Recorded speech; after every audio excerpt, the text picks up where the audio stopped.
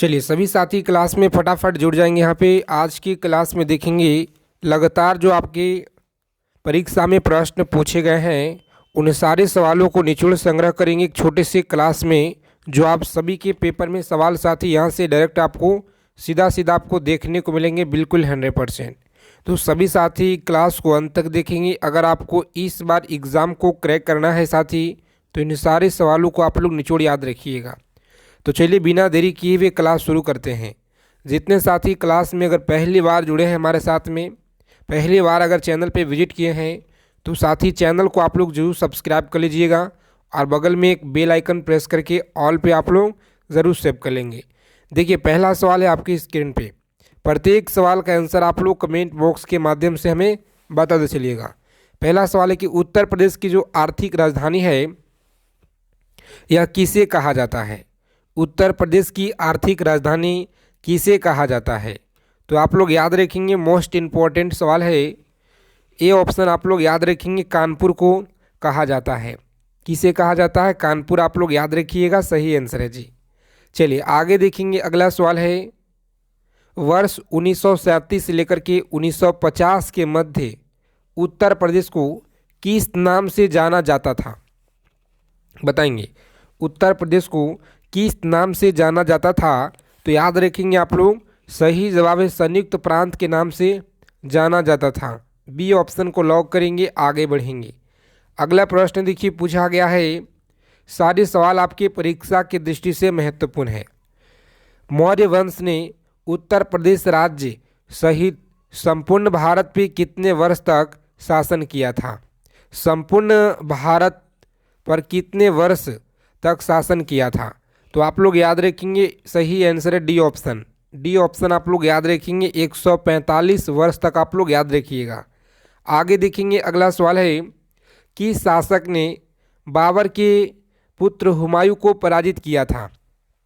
बताएंगे कि शासक ने बाबर के पुत्र हुमायूं को पराजित किया था? तो पहले साथियों आप लोग याद रखेंगे, शेर शाह सूरी ने। किसने? शेर शाह सूरी ने, आप लोग याद रखिएगा, सही आंसर है। चलिए देखेंगे, अगला सवाल पूछा गया है कि क्वेश्चन आपके परीक्षा में कि अकबर ने सन 1579 में किस स्थान पे इबादत खाना स्थापित कराया था? बताएंगे इबादत खाना स्थापित कराया था। सही आंसर आप लोग याद रखेंगे, ए ऑप्शन आगरा आप लोग याद रखेंगे, इस प्रश्न का सही जवाब है। आगे देखेंगे, अगला क्वेश्चन है कि 1857 ईस्वी के विद्रोह का सर्वाधिक जो प्रभावित क्षेत्र है यह कौन सा है? 1857 विद्रोह का सर्वाधिक जो प्रभावित क्षेत्र है यह कौन सा है? तो प्यारे साथियों आप लोग याद रखेंगे, यहाँ पे सही जवाब है ऑप्शन नंबर सी। उपयुक्त तो दोनों आप लोग याद रखेंगे, सही आंसर है। आगे देखेंगे, अगला सवाल पूछा गया है कि भारतीय राष्ट्रीय कांग्रेस के बारे में किसने कहा कि भारत ने अपना आवाज़ इस महान संस्था में पाई है? मोतीलाल नेहरू ने, मदन मोहन मालवीय ने, या लाल बहादुर शास्त्री? तो याद रखेंगे आप लोग, सही जवाब है मदन मोहन मालवीय ने। बी ऑप्शन को लॉक करेंगे आप लोग और आगे बढ़ेंगे, सही आंसर है जी। बी ऑप्शन आप लोग याद रखिएगा। चलिए देखिए, अगला क्वेश्चन है कि उत्तर प्रदेश राज्य में भारतीय राष्ट्रीय कांग्रेस का प्रथम अधिवेशन 1888 ईस्वी में इलाहाबाद में कहाँ संपन्न हुआ था? इस अधिवेशन की अध्यक्षता किसने किए थे? बताएंगे इस अधिवेशन की जो अध्यक्षता है यह किसने किया था? तो याद रखेंगे आप लोग, जॉर्ज यूले के द्वारा आप लोग याद रखेंगे, जॉर्ज यूले।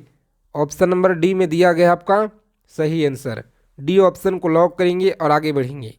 अगला प्रश्न देखिए पूछा गया है 9 नंबर सवाल आपके परीक्षा में कि चंद्रशेखर आज़ाद का जो संबंध है किस पार्टी से था? चंद्रशेखर आज़ाद का जो संबंध है यह किस पार्टी से था? तो याद रखेंगे आप लोग, सही आंसर डी ऑप्शन को आप लोग लॉक करेंगे, हिंदुस्तान सोशलिस्ट रिपब्लिक एसोसिएशन आप लोग याद रखिएगा, पूछा गया सवाल है। चलिए देखेंगे, अगला क्वेश्चन है 10 नंबर प्रश्न, अखिल भारतीय कांग्रेस समिति के सदस्य संपूर्णानंद ने वाराणसी में अप्रैल 1934 में एक पर्चा प्रकाशित कराया था, उसका क्या नाम था? तो याद रखेंगे आप लोग, उसका नाम क्या था? तो सी ऑप्शन को आप लोग लॉक करेंगे। भारत के लिए एक जो है प्रायोगिक समाजवादी कार्यक्रम याद रखेंगे, सही आंसर है जी। चलिए आगे देखेंगे। अगला क्वेश्चन है कि निम्न में से कौन सा नदी गंगा के मैदानी भाग से नहीं निकलती है। गंगा के मैदानी भाग से कौन सी नदी नहीं निकलती है। तो डी ऑप्शन को आप सी ऑप्शन याद रखिएगा, सही आंसर है। जितने साथी क्लास में अगर पहली बार विजिट किए हैं तो साथी चैनल को आप लोग प्लीज़ सब्सक्राइब जरूर कर लीजिएगा और बगल में एक बेल आइकन प्रेस करके ऑल पे आप लोग ज़रूर सेव कर लेंगे, ताकि प्रत्येक क्लास की जानकारी आपको सबसे पहले मिले। और फ्री पीडीएफ के लिए व्हाट्सएप चैनल को ज्वाइन कर लेंगे, जिसका लिंक आपको डिस्क्रिप्शन मिलेगा। चाहे आप लोग इस नंबर पर आप लोग मैसेज करेंगे, उसके बाद आपको ग्रुप में साथ ही जोड़ दिया जाएगा हमारे टीम के द्वारा।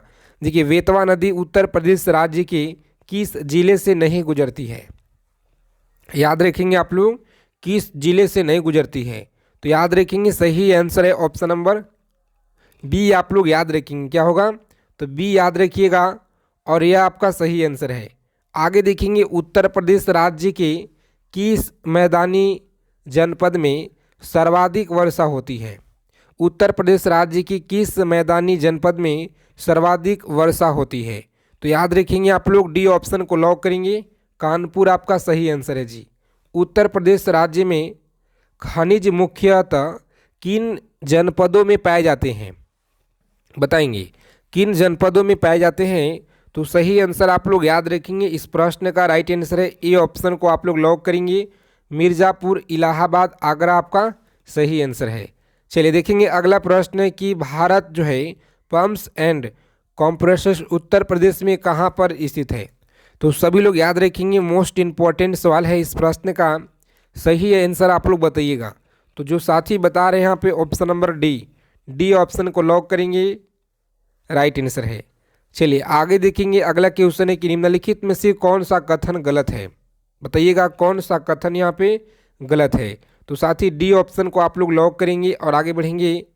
उत्तर प्रदेश प्रमुख चना उत्पादक राज्य है, सही आंसर। आगे देखेंगे अगला क्वेश्चन है कि वन्य जीव विहार तथा उसके स्थापना वर्ष के संबंध में कौन सा युग्म जो है सुमेलित नहीं है, बताएंगे कौन सा युग्म सुमेलित नहीं है। तो रानीपुर वन्य जीव विहार 1980 आप लोग याद रखिएगा, इस प्रश्न का सही आंसर है जी। चलिए आगे देखेंगे, पूछा गया है कि निम्नलिखित में से कौन सा कथन असत्य है। कौन सा कथन यहाँ पे असत्य दिया गया है, चलिए कमेंट करके आप सभी साथी बताएंगे फटाफट से। बहुत इंपॉर्टेंट क्वेश्चन है, परीक्षा में लगातार पूछे गए। सी ऑप्शन को आप लोग याद रखेंगे, थारू जनजाति के घर का प्रवेश द्वार दक्षिण के आखिरी कमरे से होता है। तो याद रखिएगा आप लोग। चलिए आगे देखेंगे, थारू जनजाति में विवाह अधिकतम कब होते हैं। थारू जनजाति में विवाह अधिकतम कब होते हैं। तो यहाँ पे आप लोग याद रखिएगा, इस प्रश्न का सही आंसर है ऑप्शन नंबर ए। आप लोग याद रखेंगे, चैत्र माह के कृष्ण पक्ष में याद रखिएगा। चलिए सभी साथी क्लास को फटाफट से लाइक कर दीजिए। रोजाना सुबह में 6:30 पर आप लोगों को यह क्लास जो है 6:30 में आपको क्लास दिया जाता है। तो आप सभी साथी रोजाना जुड़ेंगे, ठीक है, सभी साथी जुड़ेंगे। आज थोड़ा सा आप लोगों को क्लास लेट हो गया है साथी, तो हो सकता है कि आप लोगों को 7:30 बजे तक यह वीडियो मिले। देखिए, बुक्सा जनजाति का गांव किस क्षेत्र से घिरा होता है। बुक्सा जनजाति का जो गांव है किस वृक्ष से घिरा होता है। तो याद रखेंगे आप लोग, सही जवाब है डी ऑप्शन। उपयुक्त तो सभी के सभी आप लोग याद रखिएगा, सही आंसर है। चलिए उत्तर प्रदेश में तालाब, झील तथा पोखर द्वारा कितना प्रतिशत सिंचित क्षेत्र है। तो याद रखेंगे, कितना प्रतिशत संचित क्षेत्र है। सही आंसर याद रखेंगे आप लोग, बी ऑप्शन को लॉक करेंगे और आगे बढ़ेंगे। 5.7% आप लोग याद रखिएगा, इस प्रश्न का सही जवाब है। निम्नलिखित में से किस नहर से झांसी, ललितपुर, जालौन तथा हमीरपुर जिले की भूमि की सिंचाई की जाती है। चलिए बताएंगे आप लोग, सिंचाई की जाती है। तो सही आंसर आप लोग याद रखेंगे ऑप्शन नंबर ए ऑप्शन को आप लोग लॉक करेंगे। कहाँ पे है, ललितपुर बांध की नहर। याद रखिएगा आप लोग, ललितपुर बांध की नहर आप लोग याद रखिएगा, सही आंसर है। चलिए आगे देखेंगे। अगला प्रश्न है कि उत्तर प्रदेश में किस प्रकार के वन पाए जाते हैं। उत्तर प्रदेश में किस प्रकार के वन पाए जाते हैं। तो प्यारे साथियों आप लोग याद रखेंगे, सही जवाब है ऑप्शन नंबर ए। आप लोग याद रखेंगे उष्णकटिबंधीय नम पर्णपाती वन आप लोग याद रखेंगे, जो ऑप्शन नंबर ए में आपको दिया गया है। आगे देखिए अगला सवाल है कि सीतापुर तथा नजीबाबाद बिजनौर में निम्न में से कौन सा उद्योग स्थित है। तो याद रखेंगे कौन सा उद्योग स्थित है। सभी साथी याद रखेंगे, यहाँ पे मोस्ट इम्पॉर्टेंट सवाल है ऑप्शन नंबर डी। आप लोग याद रखिएगा, क्या होगा, डी ऑप्शन को लॉक करेंगे, सही आंसर है। चलिए आगे देखेंगे। पूछा गया सवाल है 25 नंबर प्रश्न, लखनऊ विश्वविद्यालय लखनऊ की स्थापना कब हुई थी। लखनऊ विश्वविद्यालय लखनऊ की जो स्थापना है यह कब हुआ। तो सभी लोग याद रखेंगे बी ऑप्शन। क्या है, बी ऑप्शन को आप लोग लॉक करेंगे। 1927 में आप लोग याद रखिएगा, इस प्रश्न का सही आंसर है। चलिए देखेंगे अगला क्वेश्चन पूछा गया है, सभी साथी कमेंट करके बताएंगे फटाफट से। 26 नंबर सवाल पूछा गया है कि निराश्रित बालक बालिकाओं को आवासीय सुविधा उपलब्ध कराने वाले स्वैच्छिक संगठनों को राज्य सरकार द्वारा कितना प्रतिशत का जो है अनुदान दिया जाता है। तो याद रखेंगे कितना प्रतिशत का अनुदान दिया जाता है। सभी लोग याद रखिएगा डी ऑप्शन, कितना 90% अनुदान दिया जाता है, याद रखेंगे आप लोग, डी ऑप्शन आपका सही आंसर है। आगे देखेंगे अगला क्वेश्चन पूछा गया है आपकी परीक्षा में, उत्तर प्रदेश राज्य में दीनदयाल उपाध्याय राज्य ग्राम्य विकास संस्था की स्थापना किस वर्ष की गई थी। बताएंगे ग्राम्य विकास संस्था की जो स्थापना है यह किस वर्ष किया गया था। तो सभी लोग याद रखेंगे सी ऑप्शन आपका अप्रैल 1982 में आप लोग याद रखिएगा। चलिए देखेंगे अगला सवाल है कि निम्न में से किन वाद्य यंत्र का आविष्कार उत्तर प्रदेश में हुआ था। बताएंगे उत्तर प्रदेश में हुआ था, सभी लोग याद रखेंगे डी ऑप्शन। उपर्युक्त सभी आप लोग याद रखिएगा, राइट आंसर है। आगे देखेंगे अगला क्वेश्चन है, प्रसिद्ध संगीतज्ञ वजीर अली खान ने वीणा वादन में ख्याल पद्धति का जो प्रयोग है करके किस संगीत घराना को जन्म दिया था। बताएंगे आप लोग किस जन्म दिया था, किस घराना को। तो सभी लोग याद रखेंगे, मोस्ट इम्पॉर्टेंट क्वेश्चन है, रामपुर घराना आप लोग याद रखिएगा जी, क्या होगा। तो रामपुर घराना आप लोग याद रखेंगे, इस प्रश्न का राइट आंसर है।